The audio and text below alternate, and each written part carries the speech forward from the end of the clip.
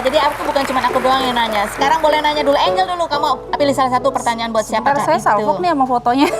Cakep ya. Yang ini aja saya pilih deh yang lucu nih. Buka. Set, bacakan buat siapa itu? Angel buat Ata. Ata. Oke. Andai pernikahan kamu dan Aurel nggak jadi, sebutkan 3 hal yang bikin kamu dan Aurel nggak jadi menikah. Alasannya. Seandainya nggak jadi nikah, tuh Seandainya. kira-kira apa sih alasannya gitu? Ini seandainya. Seandainya. Kalau apa? Wah berat sih. Kok ada pertanyaannya gini? Karos ada pertanyaan lain nggak? Aku cuma bacain ya. Atau gini Kak, mungkin bukan Aurel deh, yang lain deh. Kira-kira kalau kamu nikah tuh, hal yang penting apa sih yang harus kamu lihat ada gitu sebelum menikah? Atau kamu lihat ini udah cocok nih sebelum menikah? Oke, kalau sebelum nikah yang aku lihat adalah, karena menurut aku kalau aku tuh orangnya mungkin ya dari dulu mimpinya bukan mau sering-sering nikah ya. Sekali doang. Nikah tuh kan bakal sekali seumur hidup ya. Sedih loh gue. Oh sorry. Maksudnya aku Iya. bukan buat kakak. Sekali doang ya. Aku Poligami. nggak tahu kakak udah sering. Maksudnya udah sering. Maksudnya gimana? Udah lah dia Nggak. beberapa kali lah Udah ya. beberapa kali lah ya. Alumni lah ya. Pengennya sekali doang. Pengennya kan Nggak pengen itu- poligami. Poligami? Kalau kita nggak boleh bilang itu salah, nggak boleh karena itu kan di agama boleh. Iya. Tapi kalau aku sih nggak ada planning. Nggak ada planning. Kamu pengennya sekali sehingga? Makanya karena pengen sekali, itulah harus pengennya tuh waktu nikah ada keluarga. Keluarga satu. Karena keluarga kan yang utama ya di hidup ya. Jadi restu keluarga tuh penting banget buat Orang kamu. tua, adik-adik. Oke. Makanya Lanjut. siapapun itu harus biasanya memenangkan hati keluarga saya itu paling sulit. Oh, serius? Paling sulit. Karena banyak ya. Karena banyak. Nah, kalau Aurel gimana? Oh dia Sama bisa keluarga kok. udah bisa Kemarin ya? kan awalnya aku deket juga, bahkan dia deketnya sama keluarga aku dulu Oke, kan. jadi udah aman lah. Apalagi yang kamu perlu lihat, kamu perlu persiapkan, atau kamu perlu lihat kecocokannya sebelum menikah atau apa lagi? Ya mungkin persepsi ya satu sama Persepsi. lain. Dan prinsip. Prinsip Oke, kamu apa yang prinsip. paling utama dalam hidup pernikahan buat kamu? Oke, Prinsip apa? kita harus mencintai seseorang itu apa adanya, benar kan? Tapi kita harus merubah apa adanya itu. Kalau ada apa adanya yang buruk itu menjadi yang baik. Harus merubah. Harus berubah. Kita harus mencintai dia apa adanya. Tapi kita harus merubah dari yang buruk itu menjadi baik. Kamu merubah dia maksudnya? Dua-duanya. Oh, dua-duanya. Kan bukan aku bilang Jadi dia- saling mau berubah gitu. saling mau berubah. Oke. Memang kan kita mencintai dia dengan semua. Buruknya kamu apa yang mau kamu rubah? Yang kamu rela rubah? Ya banyak lah ya. Satu aja deh. Itu mungkin nggak terlalu apa ya. Mungkin kalau dulu aku tuh orangnya hampir nggak pernah chat-chat orang gitu. Aku tuh orangnya susah untuk ngechat-chat gitu. Oh, jadi kamu Kalau kan sekarang lebih- kan aku berubah jadi kayak berkabar kayak gini-gini. Dulu aku tuh jarang banget. Oke. Kalau Aurel, kira-kira apa yang menurut kamu masih perlu diperbaiki dari Aurel?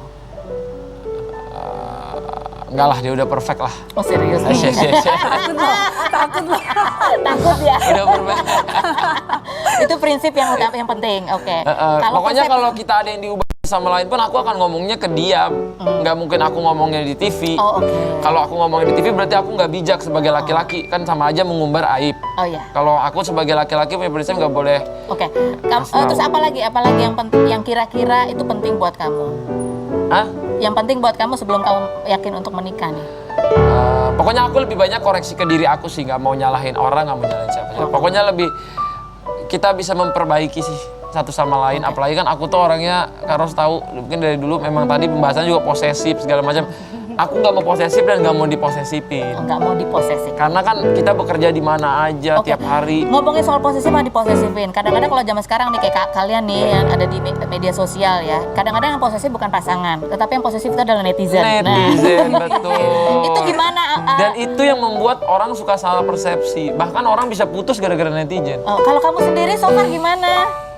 So far sih aku juga Merasa ada pressure gitu nggak sih dalam Ada. hubungan kamu dan Aurel? ada banyak, Ada. banyak banget. Banyak banget. Apa aja salah, apa aja Apa salah. aja salah. Gitu. Heeh. Terus? Dulu ya, aku inget banget pas pertama kali deket aja, Aurel itu paling banyak dihujat. Di channel YouTubeku penuh semua komennya hujatan. Ata tuh lebih cocoknya sama ini semua ngomenin Aurel. Aku bilang kenapa semua ngomenin dia ya? Itu kan dia diri dia, biarkan dia berubah dari hatinya sendiri. Saya aja pribadi yang misalnya deket sama dia nggak memaksa, kamu harus gini, saya nggak pernah menyuruh orang, biar dia berubah dari hatinya gitu. Tapi kan lambat laun orang bisa menerima dan malah banyak yang sayang sama hubungan kita gitu. Nah, jadi menurut aku jangan menghakimi orang dulu, jangan memprediksi masa depan orang, biar aja ini berjalan. Karena dan hidup itu proses. hidup ya. itu proses. Dan bukan cuma berhenti satu foto. Nggak bisa langsung netizen maunya hari ini nikah, hari ini Nah, nikah. iya. Atau misalnya kamu lagi berantem sama Aurel, terus wah itu netizen rame tuh. Oh, Rame. itu, salah ini sih. Diadu-adu tuh. Nah, tuh gimana tuh? Atta tuh sebenarnya gini loh, dia pasti di Iya. di DM-nya Aurel banyak. Iya. Begitu juga di DM aku. Pernah berantem gara-gara itu nggak? Ya, Maya deh. Aku juga di DM ku juga. Sebenarnya dia tuh cewek ini tahu ini. Wah, aku bilang, Oh, pernah kalian berantem gara-gara di gitu? enggak, kalau aku enggak. Dia terpengaruh. Dia sih sekarang udah enggak juga. Dulu ya? Dulu iya. Makanya Dulu sekarang aku dia mau sampai istirahat Instagram. larang dia jangan baca komen. Karena orang entah menjelekkan kamu atau menjelekkan aku untuk kita berhancur. Jadi aku bilang lebih baik kita nggak usah baca. Iya, dan banyak juga komen kan, pusing juga bacanya. Pusing. Coba ganti sekarang kamu tanya kepada siapakah kamu pertanyaanmu itu?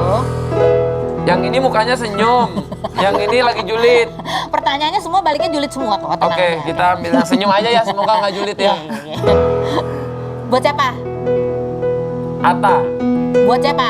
Oh, buat Kak Angel katanya. Oke, Angel. Kakak Angel, kalau ada cowok Mm-mm. yang deketin kamu, terus dia cerita semua masa lalunya, Yang buruk. ya, yang entah buruk entah baik, Buruk, dia cerita Buruk ya, masalah pasti yang ya. buruk ya. dan bilang mau berubah, kamu akan Percaya nggak? Udah pernah? Enggak. tapi bagus dong kalau ada orang misalnya deketin Kak Angel, dia cerita masa lalunya kan biar nggak ada yang ditutup-tutupi. Atta, Anda belum ngalamin kayak Oh, saya. iya. Hidup itu jangan terlalu naif. Oke, sekarang pertanyaan aku ya.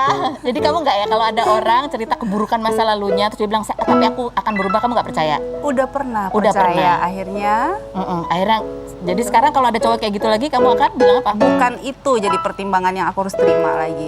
Bukan itu pertimbangannya. Bukan. Jadi kalau dia cerita masa lalu itu bukan sebuah jaminan ya. Bukan. Cerita masa lalu yang buruk itu bukan jaminan bahwa dia akan berubah, bukan ya?